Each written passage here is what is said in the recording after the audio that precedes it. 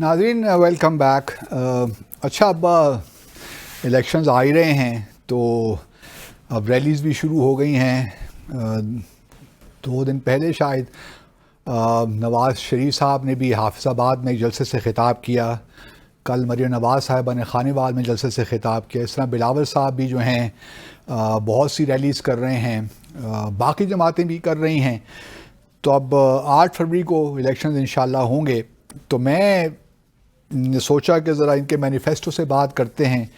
तो हम इनकी पार्टीज़ की जो वेबसाइट्स हैं ऑफिशियल, उन पे हम गए और जमात इस्लामी का हमें मैनिफेस्टो बड़ी आसानी के साथ मिल गया। बल्कि सेनेटर मुश्ताक अहमद ख़ान साहब डिसाइफर में आए भी थे, उनसे मैंने उनका जो मंशूर था जमात इस्लामी का बड़ी तफसीलन गुफ्तगू भी उनसे हुई थी।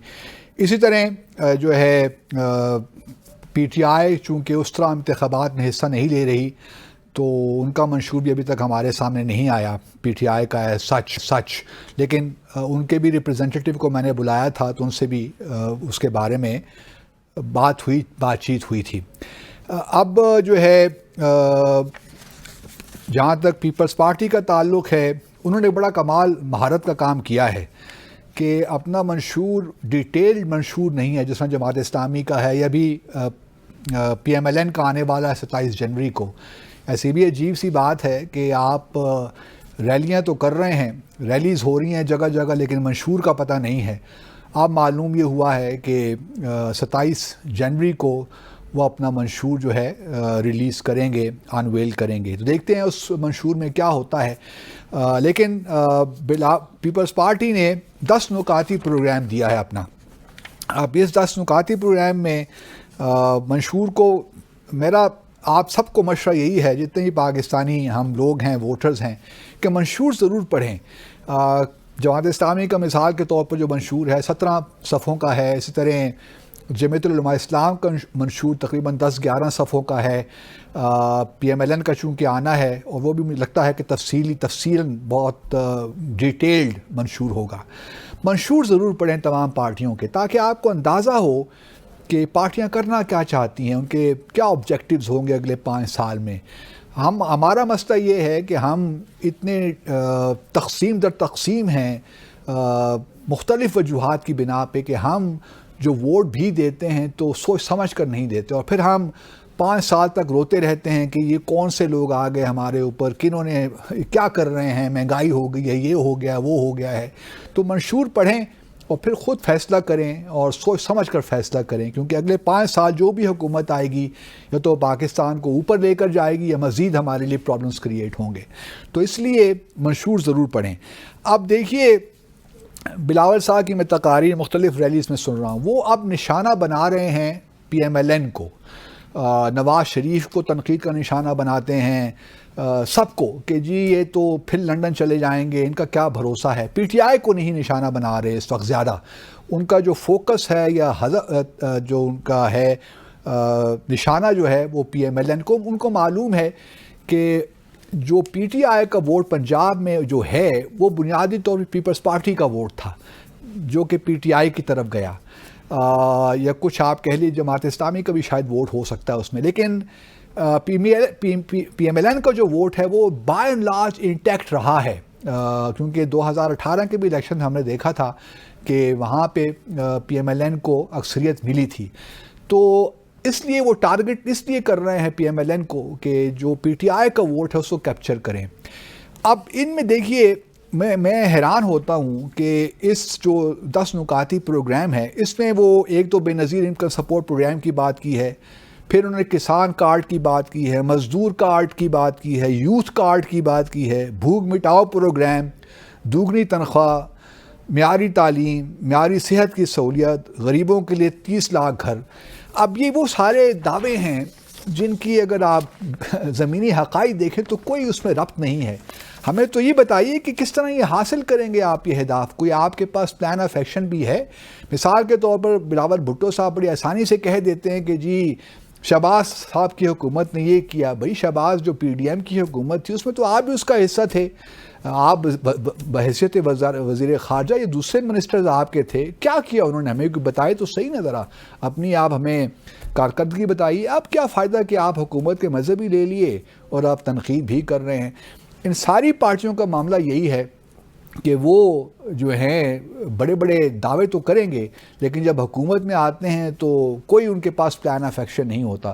یہی حال پی ٹی آئی کا بھی تھا۔ سچی بات تو یہی ہے کہ 2018 میں ہمیں کہا گیا اس سے پہلے کہ جی ہمارے پاس بڑے منصوبے ہیں، یہ ہے وہ ہے، پھر ہم نے دیکھا کس طرح انہوں نے 3-4 مرتبہ تو فائنانس منسٹر تبدیل کر دیا، 6-7 مرتبہ FBR کا چیئرمین تبدیل کر دیا، تو کیا کیا نہیں ہوا، کوئی پلان آف ایکشن نہیں تھا۔ اس وجہ سے میری ان سب سے گزارش یہ ہے کہ خدا را اپنا کوئی پلان بنائیے۔ آپ کے پاس تو تھنک ٹینکس بھی نہیں ہیں جو آپ کو کوئی پلان بنا کے بھی دیں، تو جب آپ حکومت میں آتے ہیں پھر آپ کو پتہ نہیں چلتا کہ ہم نے کرنا کیا ہے۔ اگر آپ نے 5 سال اگلے 5 سال حکومت کرنی ہے پاکستان میں تو خدا را کچھ پلان بنا کے آئیے۔ میں سمجھ سکتا ہوں کہ جب آپ حکومت کے باہر ہوتے ہیں تو آپ کے پاس وہ پوری انفارمیشن آپ کے پاس نہیں ہوتی کہ آپ صحیح معنوں میں کچھ پلان بنا سکیں۔ جب حکومت میں آتے ہیں تب آپ کو پتہ چلتا ہے کہ اصل حقائق کیا ہیں۔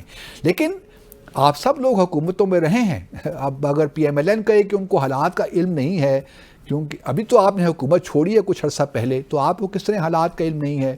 پیپلز پارٹی کے لوگ بھی اسی حکومت میں شامل تھے، آپ کو کس طرح حالات کا علم نہیں ہے؟ تو میں یہ ماننے کو تیار بھی نہیں ہوں، لیکن چلیے آپ کو پھر بھی تھوڑا مارجن دے دیتے ہیں۔ تو کوشش یہ ہونی چاہیے کہ آپ جو ہیں پلان کے ساتھ کچھ آئیے، کوئی آپ کے پاس کوئی اسٹریٹجی ہونی چاہیے کہ جو پاکستان کے معاشی حالات ہیں ہم نے ان کو کس طرح اس سے نکالنا ہے، جو پرابلمز ہیں ہمارے، جو خارجہ امور کے مسائل ہیں، اس پاکستان کو کس طرح ہم آگے لے کر چلیں گے۔ لیکن یہاں پہ خیر پیپلز پارٹی نے تو بڑا زبردست کام کیا ہے کہ بس صرف پوائنٹرز ہمیں دے دیے ہیں، اور پوائنٹرز میں کوئی تفصیلات نہیں ہیں، اور انہوں نے کوئی خارجہ پالیسی بھی کوئی بات نہیں کی، گو کہ بلاول زرداری صاحب ہمارے وزیر خارجہ بھی رہیں۔ اسی طرح جو جمعیت علماء اسلام کا فضل الرحمان گروپ کا جو ہے مینیفیسٹو، وہی پوائنٹرز ہی ہیں۔ اور میں بڑا ایک حیران بھی ہوتا ہوں کہ ابھی تک ہماری پارٹیاں، خاص طور پہ اسلامی جو پارٹیاں ہیں، جو دینی اسلامی سیاسی دینی پارٹیاں کہہ لیں، یہ ابھی تک ان معاملات سے نہیں نکلیں کہ آیا چھٹی کا دن جمعے کے روز ہونا چاہیے، تعطیل جو ہفتہ وار ہوتی ہے، یا اتوار ہفتہ اتوار کو ہونا چاہیے۔ ابھی بھی ان کے منشور آپ دیکھیے تو اس میں یہ کہا گیا ہے، جماعت اسلامی کے منشور میں بھی اور جمعیت علماء اسلام فضل الرحمان جو ہے ان کے بھی منشور میں یہی کہا گیا ہے کہ جی اگر ہم حکومت میں آ گئے تو جو ہفتہ وار تعطیل ہے وہ جمعے کے روز ہوا کرے گی۔ ہم بھی کیا ملک ہیں ناظرین کہ 75-76 سال ہو گئے ہیں ہمیں بنے ہوئے، اور ابھی تک ہم اس بحث سے پڑے ہیں کہ ہمیں چھٹی کس دن، اور حالانکہ پہلی بار بھی نہیں ہے، اس سے پہلے بھی ہم یہ سب تجربات کر چکے ہیں۔ یہ نہیں ہے کہ یہ کوئی پہلی دفعہ ہوگا کہ جمعے کے دن تعطیل ہو جائے گی، اس سے پہلے بھی یہ تجربات ہوتے رہے، بھٹو صاحب کے زمانے میں بھی ہوئے، پھر شاید مشرف صاحب کے زمانے میں مجھے یاد نہیں پڑ رہا، لیکن پہلے یہ تجربات ہوتے رہے ہیں۔ اور جمعے کے دن چھٹی ہوئی، پھر ہم لوگوں نے نوٹ کیا کہ جمعے کے دن جب چھٹی ہوتی ہے تو مساجد میں جمعے کے نماز پڑھنے کے لیے لوگ کم آتے ہیں کیونکہ وہ چھٹی منا رہے ہوتے ہیں اس روز۔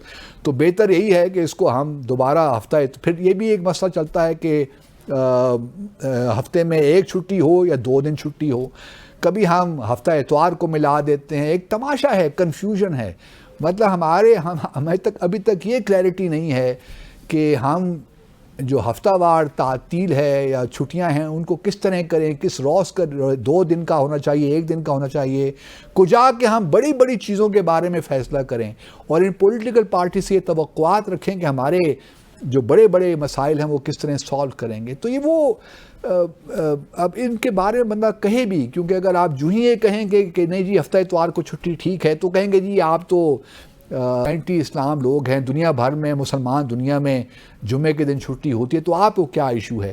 لیکن اس کا کاؤنٹر آرگومنٹ یہ ہے کہ بہت سے مسلمان ممالک ہیں جہاں ہفتہ اتوار کو بھی چھٹی ہوتی ہے، تو یہ کوئی آرگومنٹ ہے نہیں۔ آپ نے دنیا کے حالات دیکھنے ہیں۔ جہاں تک جمعے کی نماز کا تعلق ہے، ہم ابھی بھی جمعے کی نماز پڑھتے ہیں اور جاتے ہیں مساجد میں پڑھنے کے لیے، تو یہ کوئی آرگومنٹ نہیں ہے۔ بٹ اینی کیس آج کے لیے اتنا ہی ناظرین، اپنا اور اپنے ارد گرد رہنے والوں کا خیال رکھیے گا۔ اللہ حافظ۔